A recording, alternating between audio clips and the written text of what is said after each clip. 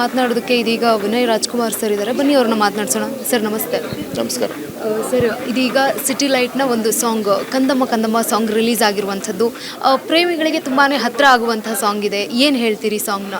ಎಲ್ಲರೂ ಈ ಸಾಂಗ್ ಕೇಳಿ ಅಂತ ಹೇಳಬೇಕು. ಬಟ್ ಈ ಸಾಂಗ್ ತುಂಬ ಚೆನ್ನಾಗಿ ಮಾಡಿದ್ದಾರೆ ನಮ್ಮ ಚರಣ್ ರಾಜ್ ಅವರು. ನಾನು ಸಾಕಷ್ಟು ಸಲ ಈ ಸಾಂಗ್ ಕೇಳಿದೆ, ನನಗೂ ತುಂಬ ಇಷ್ಟ ಆಯಿತು. ಆಮೇಲೆ ಜನಕ್ಕೂ ತುಂಬ ಇಷ್ಟ ಆಯಿತು, ಯಾಕಂದರೆ ಇದರ ಲಿರಿಕ್ಸ್ ಕೂಡ ಅಷ್ಟೇ ಸಿಂಪಲ್ ಆಗಿದೆ, ಎಲ್ಲರ ಬಾಯಲ್ಲೂ ಈಸಿಯಾಗಿ ಬರುತ್ತೆ. ಸೊ ಇಷ್ಟ ಆಯಿತು ಸರ್. ಓಕೆ ಸರ್, ಒಬ್ಬ ಪ್ರೇಮಿ ಕಂದಮ್ಮ ಅಂತಾನೆ ಅಥವಾ ಚಿನ್ನಮ್ಮ ಅಂತ ಕರೀತಾರೆ. ನೀವು ಒಬ್ಬ ಪ್ರೇಮಿಯಾಗಿ ಏನಂತ ಕರಿತೀರಾ ಸರ್?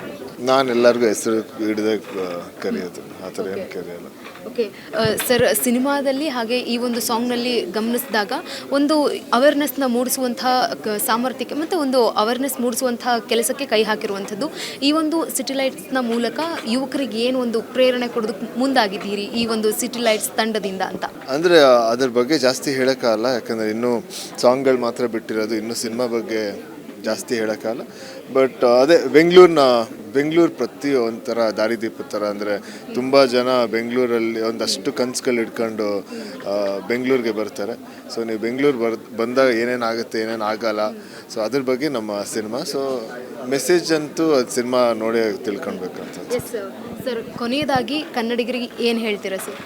ಸಿಟಿ ಲೈಟ್ಸಿನ 2 ಸಾಂಗ್ ಈಗ ರಿಲೀಸ್ ಆಗಿದೆ, ಬಾವಾ ಬಾವಾ ಮತ್ತು ಕಂದಮ್ಮ. ಅದೇ ರೀತಿ ಒಂದಷ್ಟು ಸಾಂಗ್ಗಳಿವೆ.